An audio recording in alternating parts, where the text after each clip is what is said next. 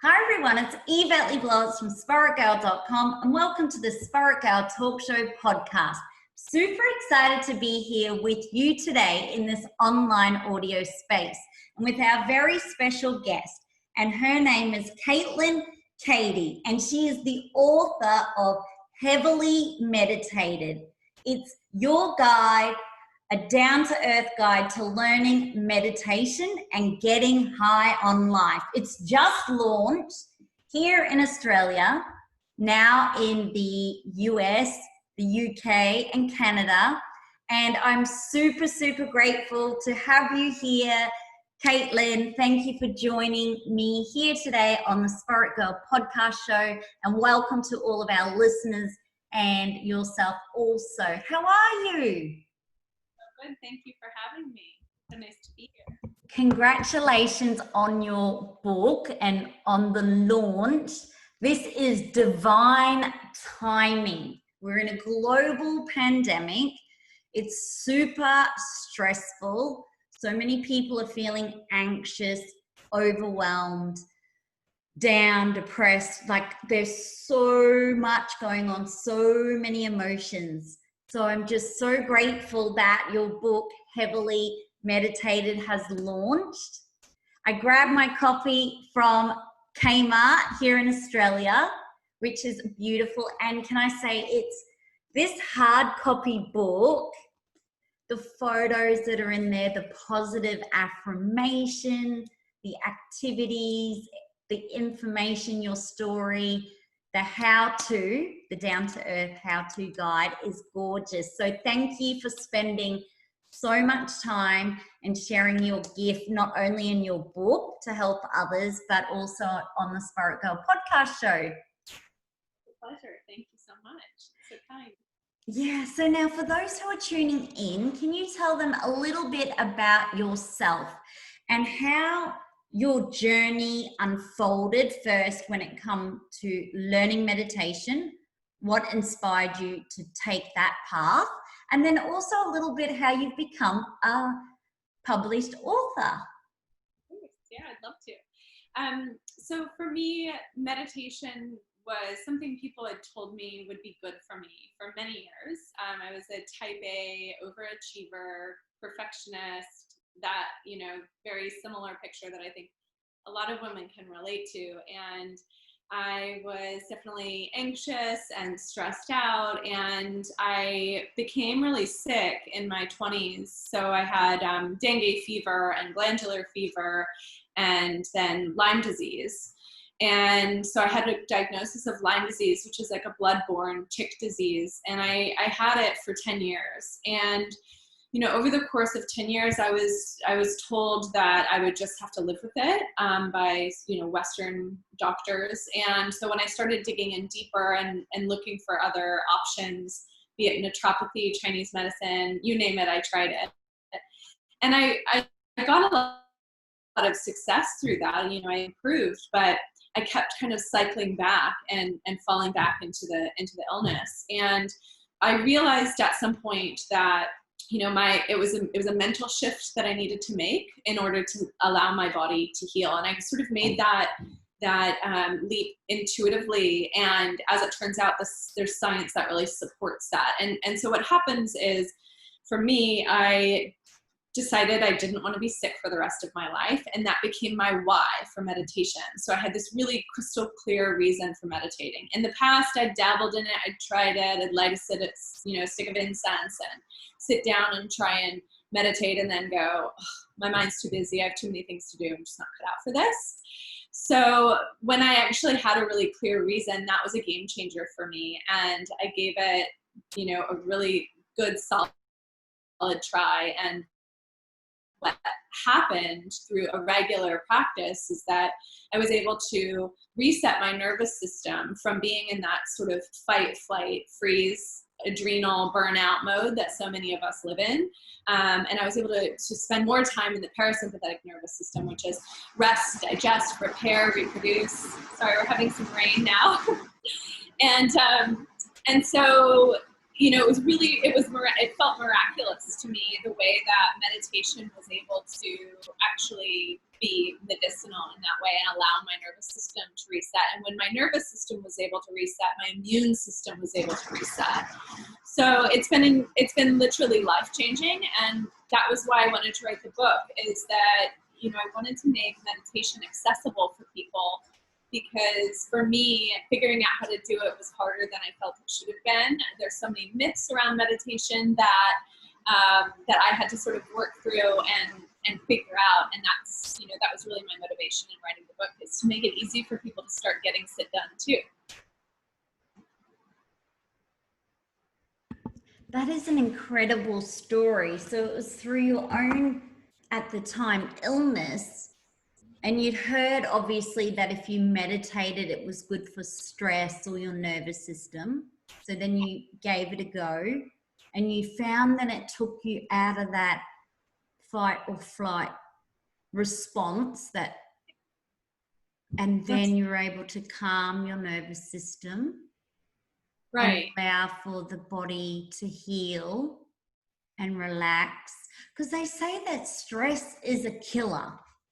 It really is. Yeah, and you know, we at times get confused as what are we stressed, and then we kind of live with stress because it becomes the norm. But when we're living with that stress, it's not doing anything for our health, our mental health, or our physical health. It's really wearing it down.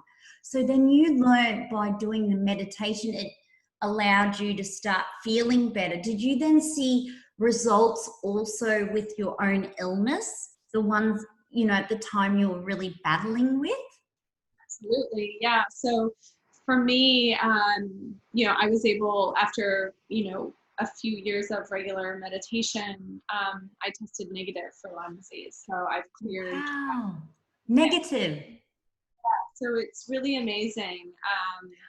And I love sharing that story, because I think for me, you know, my experience of chronic illness is that it can be really disempowering, and you feel, you told so often that it's chronic and that you're going to have to live with it. And I'm, you know, I'm careful not to say that meditation can fix everything, or that, you know, it will heal everyone. But it was certainly a really, really important and essential ingredient in my healing.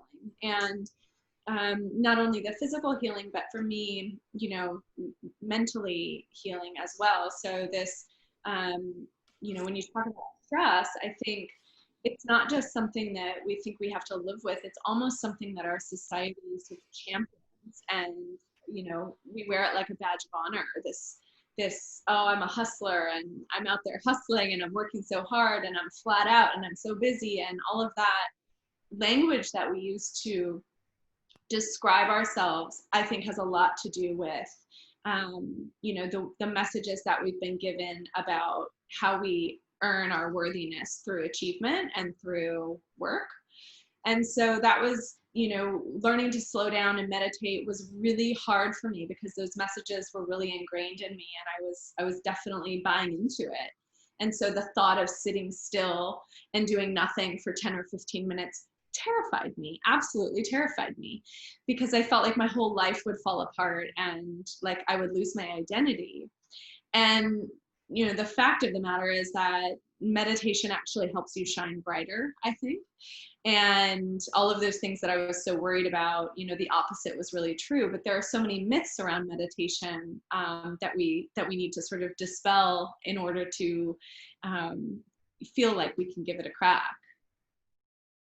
Because I love this story, and I love how you shared how important meditation was for you in healing and getting that result where you found something you could do, meditation, to help with you no longer having to live with this chronic illness. And there are a lot of people who will be tuning in, our listeners, that are living with either chronic pain or a chronic illness, who may not be meditating, but at least this will inspire them by listening to your story or reading your book, at least giving it a go. But I know what you mean. I get a lot of feedback also where people say, I could not sit down because I can't sit still. So there's a lot of people who think they can't sit still, and as a result, because they can't sit still, they can't meditate. So you were once a go-getter, but you just shared then more about how society really teaches us you've got to be a go-getter, a hustler, work hard, like resting isn't cool. But I feel that the COVID-19 pandemic has flipped all of that upside down, and the new messaging is like, you need to take care of your mental health. We don't want people to feel stressed within, because stress over a prolonged period is really not beneficial for our health. But for someone who doesn't know what meditation is, and also even how to start a meditation practice, like the fundamentals, and you share more of this in your book, the foundations of meditation, but just in a quick snapshot, can you just give them more of an insight into meditation? So there are many different approaches to meditation, many different definitions of meditation, but a good working definition that I think is a helpful place to begin is that meditation is the act of returning your focus to a particular focal point. So you're doing it over and over again, which is partly why we call it a practice. So we're practicing bringing our attention back over and over again. And I think why this is such a powerful and useful definition is that we're doing what meditation teacher Sally Kempton calls the meditation sit-up. So when your mind wanders, there's nothing wrong with you. Busy minds are welcome, because a busy mind allows you to return your attention over and over again and do this sort of meditation sit-up. So when people say, I can't meditate, my mind is too busy, you're not special in that way. Everyone's mind is busy. It's designed to be busy. And it's certainly not, a quiet mind is not a prerequisite to meditation. And in fact, if we all had quiet minds, we wouldn't need meditation. So I think it's actually really part of the toolkit that you're supposed to show up with is a busy mind, because that's literally all we're doing, is bringing our attention back over and over and over again. So there's no need to feel any kind of angst or shame about having a busy mind. What you will find in time is that, your relationship to the busyness of your mind and to the thoughts and feelings and sensations that you experience changes, which is super powerful. And that gives us more perspective. It gives us a deeper sense of resilience. It makes us less reactive. So there's so many incredible benefits to embarking in this practice. And in terms of where to begin, I think in the book, I broke it down into sort of 5 gateway meditations. So 5 different focal points that might come easier to you. Some might come easier to you than others. So for example, the breath, sound, visualization, mantra, those are just a few, but you can pick one that feels easeful to you, because if you're a really visual, creative person, visualization might come really easily to you. If you love, sound, then listening to certain types of sound or music might, again, be a really easy entry point. So I loved breaking it down this way, because I think it sort of underscores the fact that there's no one kind of meditation that's right for everyone. And also that we can work with our sort of personalities and our interests and our proclivities to find a focal point that can be easier than others. A lot of people who are anxious, if I want them to meditate on their breath and watch their breath, that's going to spin them out and make them feel more anxious. And so it may not be the most helpful starting point for everyone. In my book, it comes with 5 guided meditations that you can access. So you can actually take each one for a spin, see which one feels easeful or which one kind of catches your attention, and then do a deeper dive with that and, try it over a period of time. And in time, your gateway meditation may change. So the type of meditation that you love doing may change over time, but it's just about finding that easy place to start.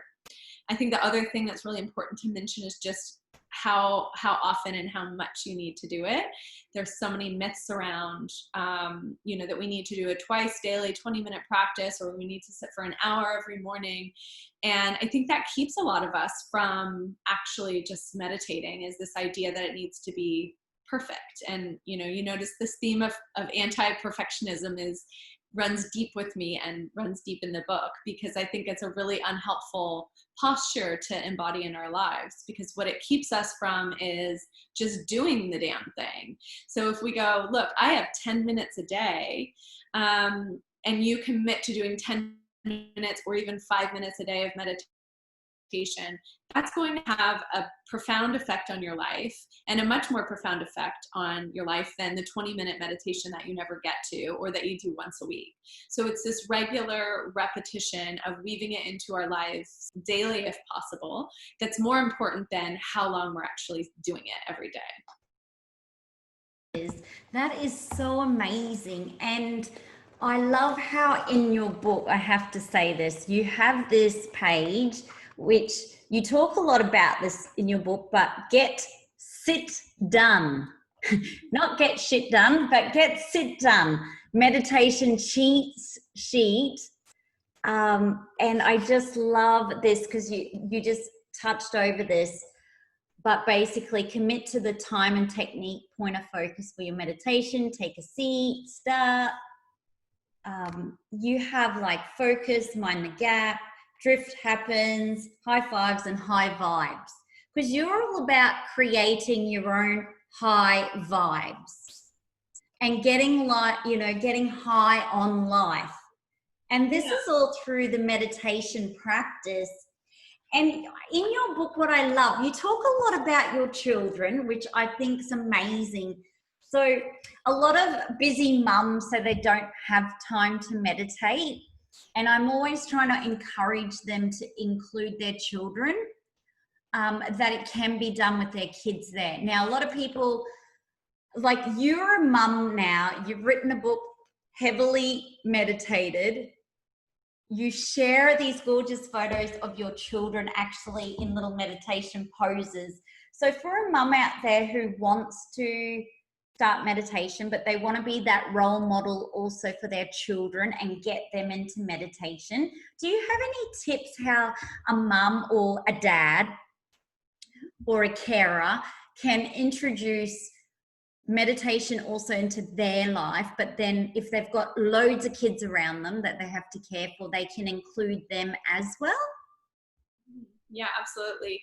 So I think, you know, the first place to start is why. And, you know, for me, being more patient, more present, those are qualities that are really important to me as a mother, and that I want to bring to my mothering as much as possible. And meditation really gifts me with those qualities. So that's one reason. The second reason is to, you know, to sort of give the children an example to model on, right? I'm modeling behavior of self-care and of stillness and of, you know, creating space for those things and valuing them. And so whatever your children see you do, they naturally are going to be interested in or value in the same way that you value them. So I think it's not only important as a mother for how I'm showing up now, but it's also important, I think, in terms of what we're placing importance on and what kind of behavior we're modeling for our children for their futures. And I think it's just important to mention that, I think, in terms of like, understand why you're doing it, and the rest will become easy. And when you have that clear motivation, showing up is so much more effortless.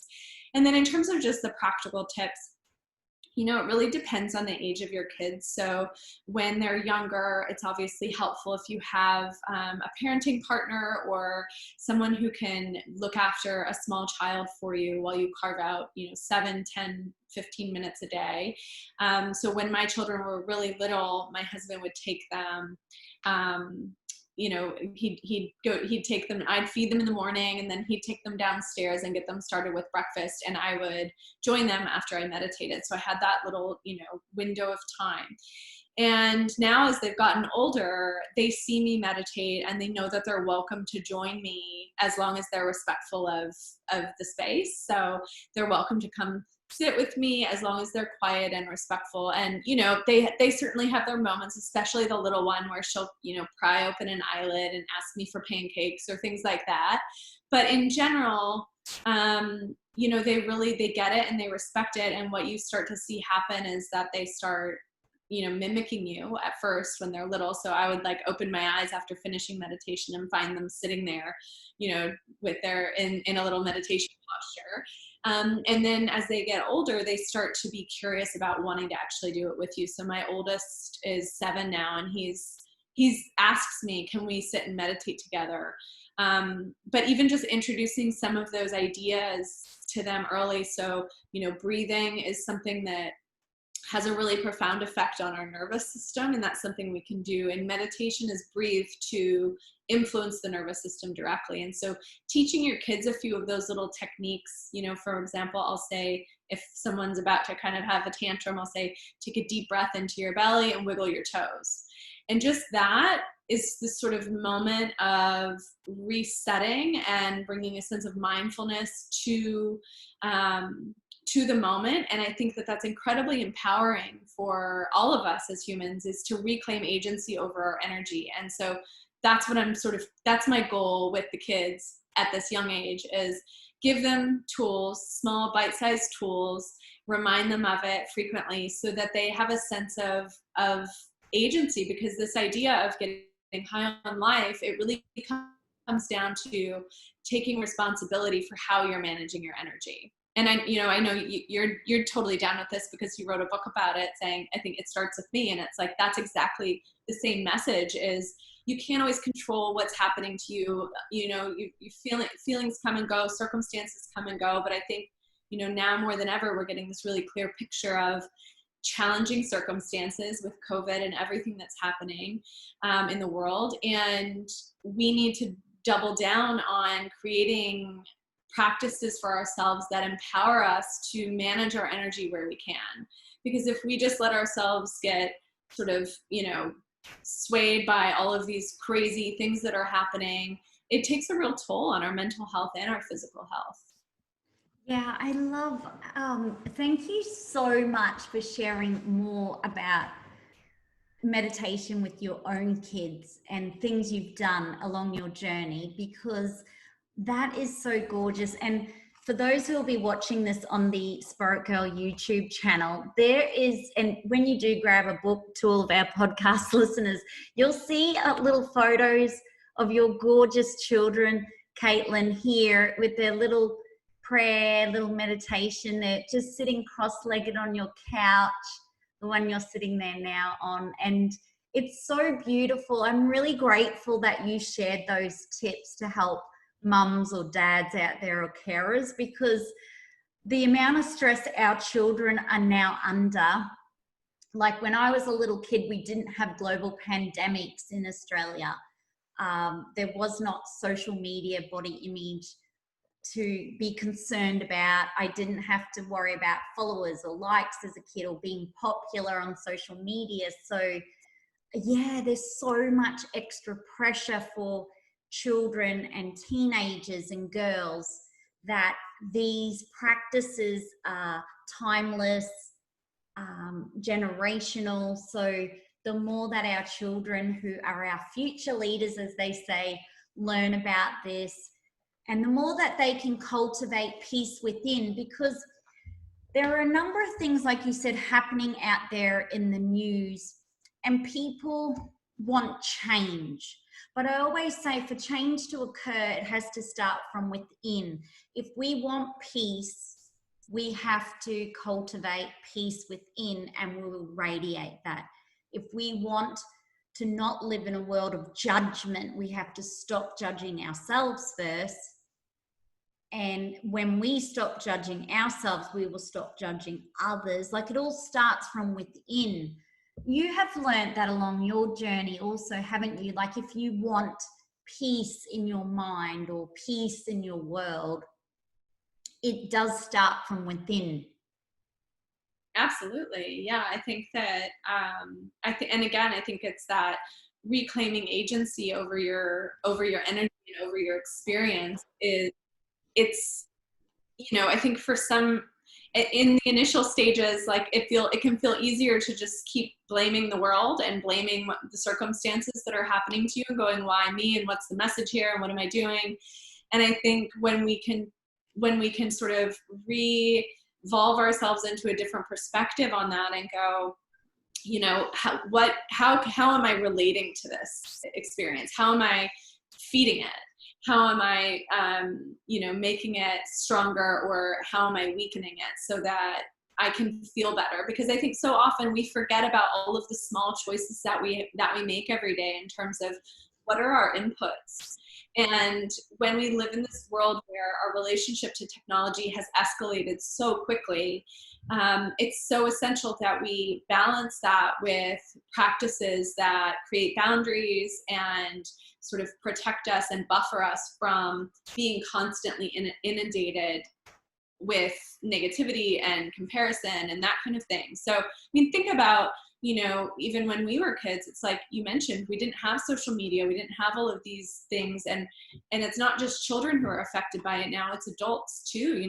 The levels of anxiety and distraction and stress and overwhelm, I don't think it's a coincidence that people are, I think, more stressed than ever, less happier than ever, and more connected to technology than ever. I don't think that's a coincidence. And so I think we have to be really, really, really mindful and clean up our act, around technology. So one really easy way that you can do that is to not check your phone first thing in the morning. It's, I know, revolutionary to think about not rolling over and grabbing your phone and seeing what's been happening. But if you replace that morning scroll with 5 or 10 minutes of meditation, and then, maybe writing down 3 things you're grateful for, that will change your life. Because what you're doing is offering yourself a foundation where you can then approach your day with a different perspective, where you can sort of hold space for what's happening and respond to it rather than being reactive. Because when we just pick up the phone first thing, we're looking at scary news, or we're looking at information, or we're worrying about things that need to be dealt with, or comparing ourselves to other people. And we're just completely inundating ourselves with information. That's not a very, very gentle way to start our day. So if we can bring a little bit of agency back into the way that we're starting our day, and ideally the way that we're ending our day, it goes so far in making yourself, feel better. And I think that's really the bottom line of what we're all looking for, is we want to feel better. And it starts, I agree with you that I think it really starts within ourselves and with the choices that we're making. Yeah, I love that. Well, some of the tips you just shared there, I do actually in the morning instead of grabbing my phone. And I just shared this yesterday with Shell Pink, one of the founder of Spa Rituals, because she asked me what's my morning rituals, and it's that I don't grab my phone. But I had to learn the hard way because I was connecting with everyone else. It was a really chaotic and stressful morning, and I missed all my self-care rituals. I got really unhealthy. I was unhappy.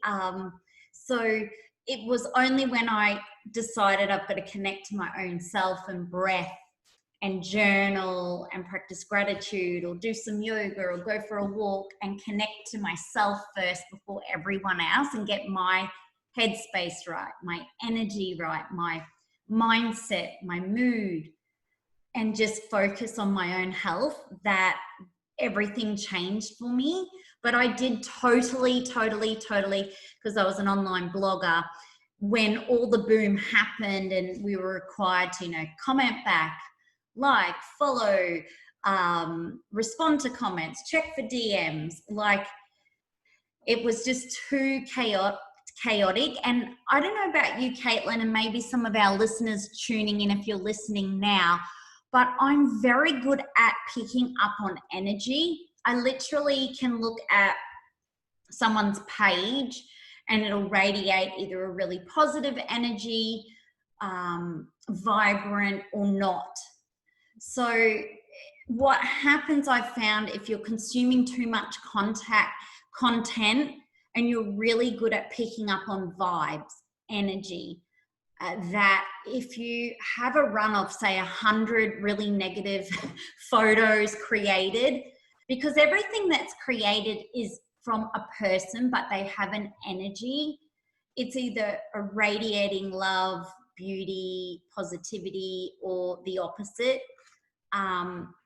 And I just feel that by reducing consuming, over consuming, and then just, like you said, doubling down on your self-care rituals, but literally just, instead of trying to consume all this content, just going, okay, realistically, we can consume a few each day and we can choose what vibes. But definitely I don't consume any social media first thing from the get-go in the morning. And that to me now has changed my life. And when I compare my old self to now, like, I'm much happier today sitting here with you by just stopping looking at the news feed and social media first thing in the morning. Yeah, So it's game changer, life changing. And it's hard. I want to acknowledge that it is hard because social media and our phones and all this technology is designed to be addictive. Yes, addictive. It's very addictive. And it's designed that way on purpose, and it's leveraging, you know, our brain chemistry to make us feel that urge to pick it up and look and see what's happening.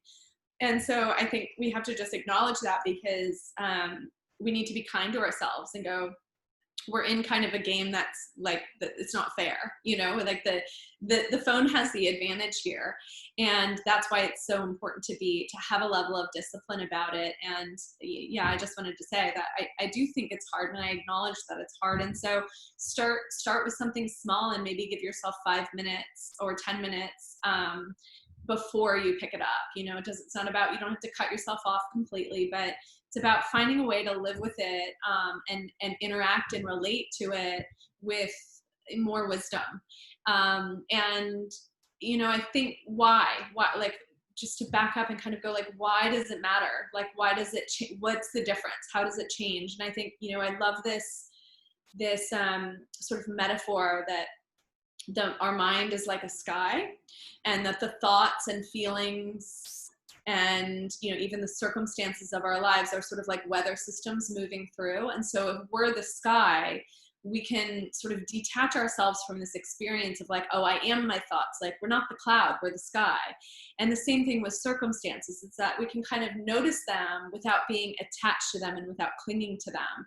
And when you separate yourself as the observer or the witness or the sky, instead of being attached to the cloud, it's a game changer. And that's essentially what we're doing in starting our days more consciously, is going, okay, I'm reorienting with this perspective that I'm the witness, or I'm the, you know, in the sky. And then whatever happens, you feel less reactive and you feel less attached to it.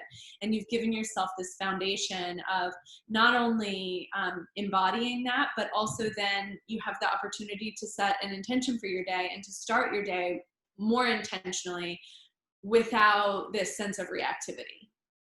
Yeah, I love what you just shared then, because it's true. Like, when I learned that my life isn't Instagram, you know, my life is happening outside of it. It's happening, when I'm being and simply sitting and just being and focusing on my breath, this is life.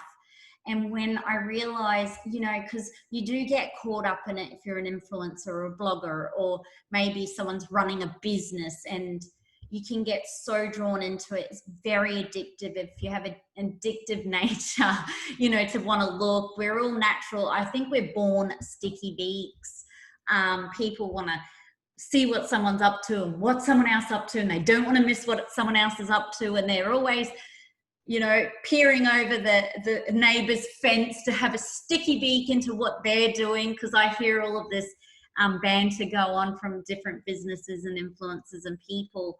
But I think once you start just looking back into your own self and focusing on your own self and health and wellness, that you just realize, like, for now, like, I use the Instagram as a communication tool to socialize. That's all it was ever for. It was never created like when these people created these social media app, it wasn't, okay, we're creating this because this is going to be a tool for a blogger or an author, and you're just going to sell yourself every day and get paid for selling yourself. So like when I look at it now just as a communication tool, and keeping up to date, like as an example with your page, just keeping up to date with when your book's launching, or you know, some of your key messages or words of wisdom, and use it like, how can your page or a page or a person educate me or fill my cup up or inspire me, or it just changes the whole dynamics when you know, if we do use social media responsibly in a way for education and learning and communicating and socializing. It is a powerful tool if used sensibly. Is that this is the most polite way to say it? Great. Yeah. Yes. Now, Caitlin, we could talk forever about your heavily meditated book, but there'll be a few listeners out there that inspire to be like you, basically sit down and write a book.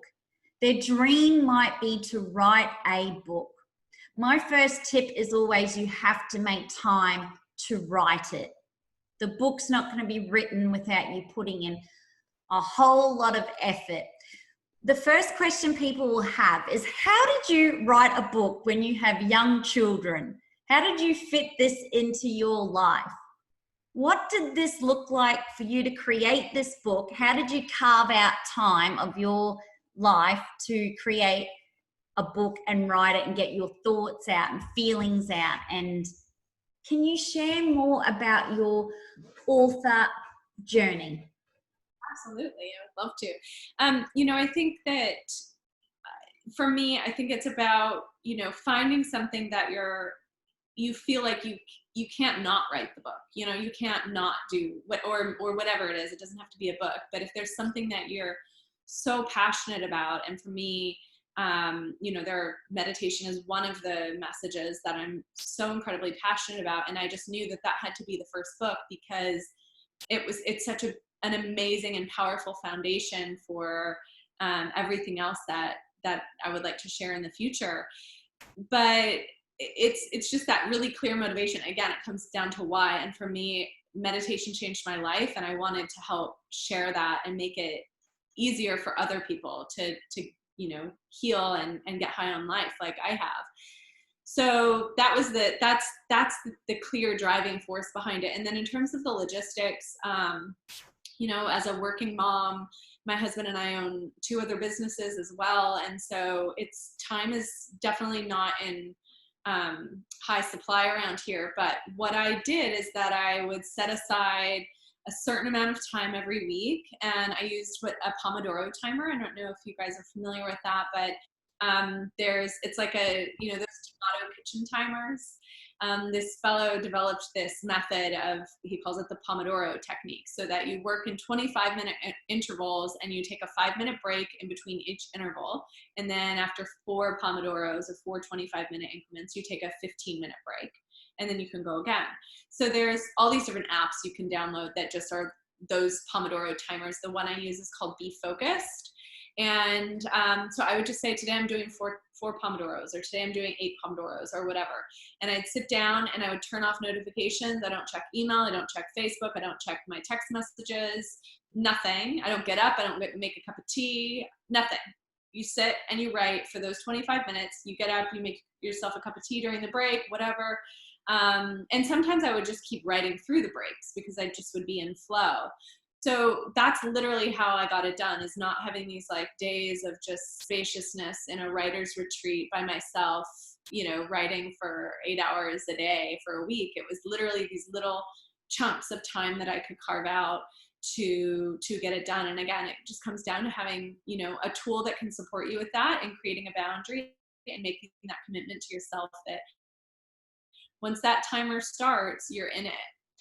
So that was really like how I actually wrote the book, and got it to a manuscript. And then from there, you know, my plan was to self-publish the book, because I was sort of told, particularly by people in the US, that if you didn't have like hundreds of thousands of followers on social media, publishers weren't interested in you. And so I thought, well, that's fine, but I'm not, like, this message needs to get out in this book.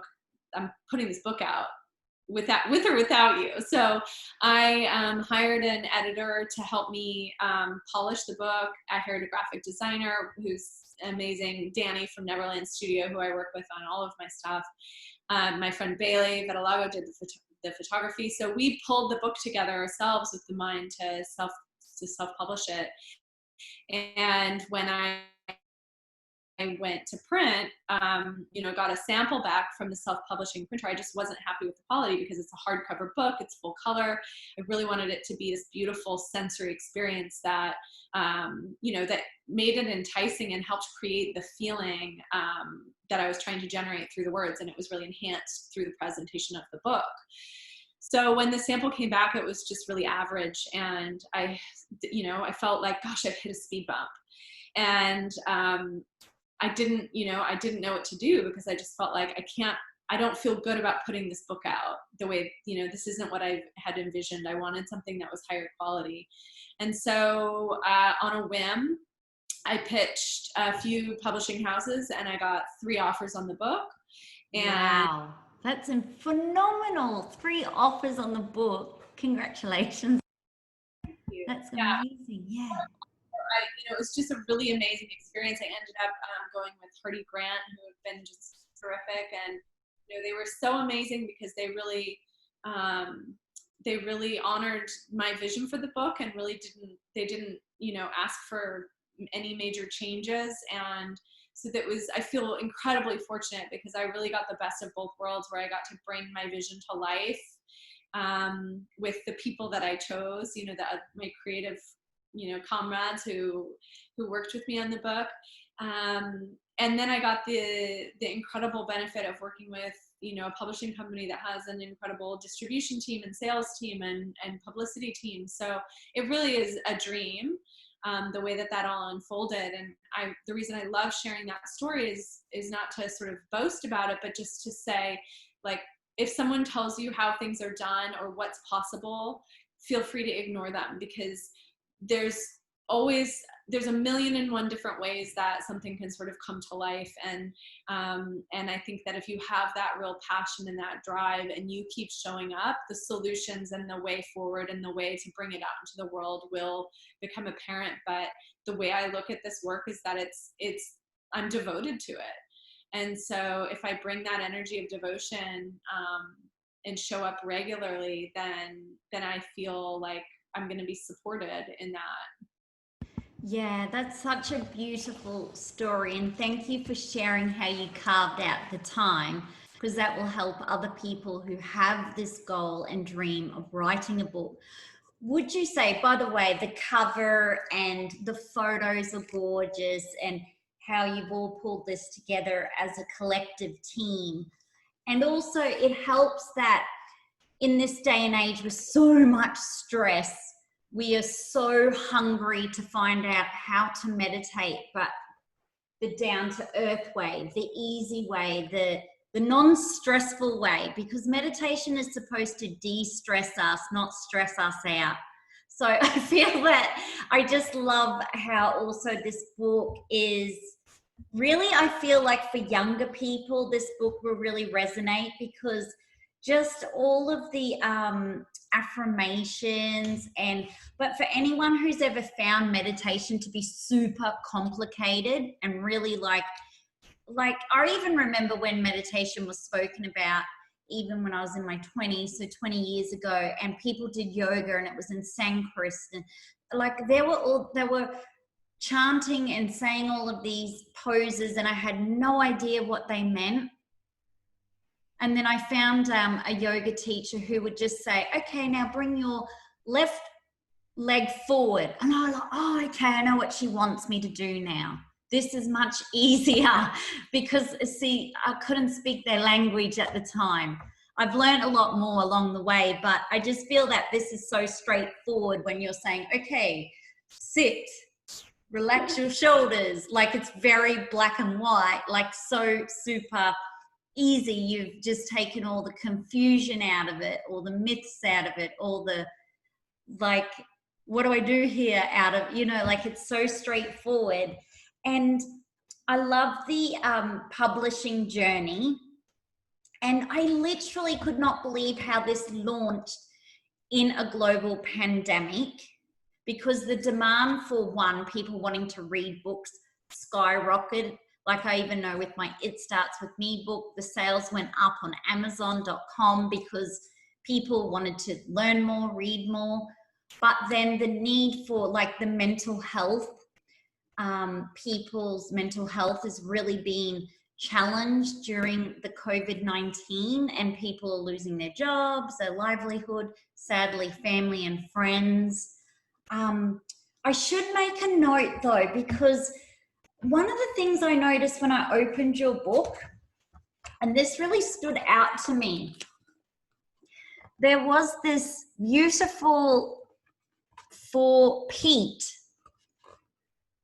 And I thought I could not end this podcast show without asking a little bit, if you were happy just to share about this message that you have in here. You've tribute this book not only to your readers, family and friends, but you've really, like, kept a whole full page for Pete. So for someone who's going to pick your book up, and they might be wondering, oh, who's Pete? You know, are you happy just to share why you made a tribute for Pete? Pete is my younger brother, and he passed away about 18 months ago, suddenly, in an accident. And he, you know, he was my other half. He was sort of, you know, the yang to my yin, or the yin to my yang, depending on who you ask. But, you know, we were really, really close, and losing him was the hardest thing I've ever gone through. And, you know, he was incredibly passionate and purposeful in his life, and we were very aligned in that way, in our desire to really be of service in the world and to help people. And, you know, I think that the book, you know, I always wanted him to meditate. I was always trying to encourage him to meditate, because, you know, his life was very intense and stressful. And I always wanted him, you know, like, my greatest joy would have been for him to read the book, because he was one of those people where I'm like, gosh, you know, I just can see how much this would benefit you. And yet I understand that there's not a book or a tool out there that's relatable. So that's partly the reason. And, you know, the other part of the reason is just that, you know, I feel his energy and his sense of purpose and his heart with my heart now. And, you know, there's so many amazing things that have happened with the book, and the way that it's been, you know, picked up, and, you know, got, you know, the publishing deal, and now it's an audiobook. And, you know, there's just so many amazing things happening that you just, you feel like I feel like I'm not alone in it. I feel like he's, you know, supporting me. So it's an acknowledgement. I'm so sorry to hear of your loss of your brother. That's really, really sad. But I admire you for sharing your story, but I also admire you for getting on with life, because when you lose someone you love so much, that grief must really kick in, that loss, the grief. And there are people at the moment going through what you have gone through, or still going through, Caitlin, even with COVID-19, when you lose someone unexpectedly that you love so much. What were some of the things, apart from meditation, that you felt helped you get up and get out of bed and be a mother, and, you know, still continue to either write your book or get up and show up for life? Because that's really hard if you've lost someone you love so much. Instantly, you're going to feel like down and sad and like, yeah, but if someone's going through now what you have been through, did you just have to just get out of bed, set your alarm, get out of bed and just make yourself get up and stick to a routine, even as hard as it was? Yeah, I mean, I think when you lose someone suddenly like that, there's so much, so shocking. And so, I think the first, few weeks and especially the first, few days or week, it's for me, my nervous system it was like my body was just in shock. I had no idea how physical grief would be. And so finding ways to sort of support my nervous system was really important. But, I think things that have helped me have been because, I would, for many, many months, I would still have moments of, it's like the remembering, you might have a moment where you forget they're gone and then it's like, it just hits you again. And for me, I could feel like my breath sort of come out of me. Felt like getting the wind knocked out of me. And so using my breath to actually calm myself. So for example, a box breathing, I don't know if people are familiar with that, but essentially you would inhale for 4, and then hold the breath for 4, exhale for 4, and then suspend the breath for 4. So it makes a nice square. So it's really easy. And you can do it, just breathe in and out through your nose. And you can do it anywhere, anytime. Nobody will know you're doing it. I do it anytime that I feel sort of nervous or anxious or that sort of a wave of grief is coming up. And it's incredibly powerful in the way that it influences your nervous system. So I think having those tools that can support you in that really physical way are so important. And then I think having an incredible support system and realizing that you don't need to be vulnerable with everyone, but you need to find someone that you can be vulnerable with, because I think, grief becomes toxic if we don't give it space and we don't invite it into our lives. And if you don't have someone that you feel you can really trust to hear all of it and to share with, it's really hard. And I think the hard thing with grief is that we don't like being vulnerable. We don't like, especially, a lot of women that I know, it's like, I'm self-sufficient. I don't want to be perceived as being weak or needy or not capable. And so it's very hard for us to be vulnerable with each other. So I think for me, understanding that I didn't need to share it with everyone, but I needed to share it with someone, and finding those people that I could really trust was incredibly powerful. And also finding those people who could be with it, because not everyone can be with your grief. And so finding those people who can really sit with it without needing to fix you or placate you with sort of toxic positivity is so important. And as a friend, I think experiencing grief myself has made me a better sort of space holder for the people that I love, and understanding that, comparing my grief to their grief isn't helpful. Offering platitudes like, oh, you were so lucky to have him, not helpful. And the best thing that I can do is to say, this is incredibly hard, and, and to listen and to show up with food. That's such an amazing gift that you can give someone who's grieving, is like, because I think it is so incredibly consuming and emotional that having someone just bring you a home cooked meal or a plate of cookies, it's so touching. And it sounds so simple, but I think some of those basic things, being a good listener, offering food, it sounds so old school, but I tell you what, those are the things that are so helpful. Thank you so much for sharing those tips, because it now allows someone who's either grieving or has a family, like a friend grieving through the loss during COVID-19, to kind of go, wow, okay, food, because when you don't feel like cooking and you're down and grieving and upset, the last thing you feel like doing is making a home cooked meal. But if someone's going to bring you the food and it's created with love, that can really transform you in the way you feel. And here's the thing about Instagram.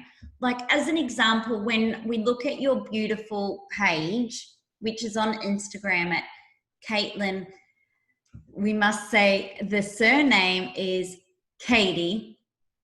And yes, but when you look at your beautiful Instagram page, like you could look at your book and go, wow, heavily meditated. And then you've got gorgeous photos with you and your kids. When you look at your photo on Instagram, you wouldn't know that any of that had happened, that you'd sadly lost your brother, Pete.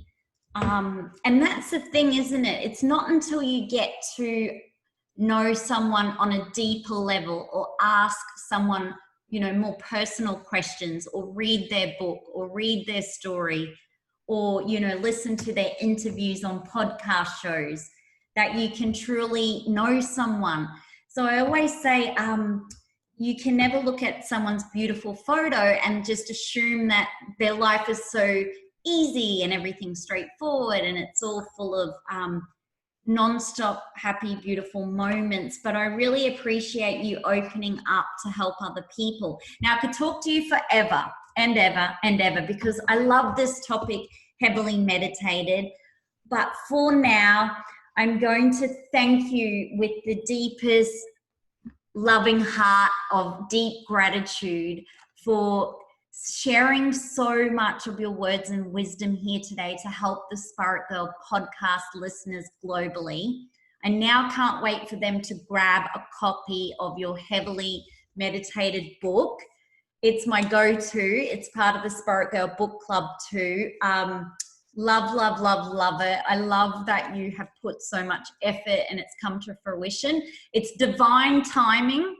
The universe has worked its magic for this now to be available to help so many people globally during COVID-19 and well beyond. So, but how can we stay in contact with you and be part of your gorgeous, heavily meditated community as well? Yeah, you can hang out with me on Instagram and also on Facebook. And there's a Facebook group for Heavily Meditated. It's Heavily Meditated Book. So if you want to come find that, there's a really nice little crew there of incredibly supportive, like-minded people who are also, you know, finding their way with meditation.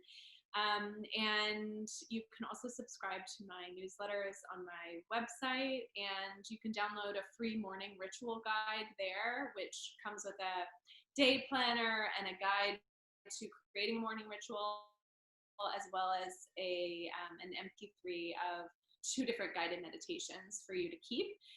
And then soon, later this month, we are launching the Heavily Meditated app. So it's a guided meditation app, which is an extension of the book. So you will have access to tons of guided meditations that are arranged by time, technique, which is like the focal point from the book, and also by vibe. So you'll find, you know, morning ones, evening ones, and we've got a couple of kids ones in there. So I'm really, really excited to launch that. And in the meantime, you can find me on Insight Timer. There's free guided meditations there as well. That is so exciting. I'm super excited for your app. That's going to be amazing. And congratulations on all the amazing book reviews you're receiving, as well as you've even been noted in Vogue Australia, which is amazing. And it's saying that you've written the coolest book on meditation called Heavily Meditated, and in it describes and coaches readers through 5 styles of meditation. So Caitlin, Cady, thank you so much again for sharing your words of wisdom. We will all be heavily meditated and getting high on life the natural way. So this is a phenomenal opportunity now for our Spaitgirl listeners to be part of. I really hope this inspires everyone who's tuning in to give meditation a go. It is life transforming. It's amazing. And I really hope that this podcast show gives you tips, words of wisdom, inspiration that empowers you to feel good from within. So we will say goodbye to Caitlin. Cady, we will say bye. And for all of our Spirit Girl podcast listeners, I would love for you to subscribe, to leave a rating and review, and to tell someone you love too. Hashtag Spirit Girl, follow Spirit Girl on Instagram or any social media app, and let's feel good together. Share this episode and care and love for each other. That's all we need to do for now.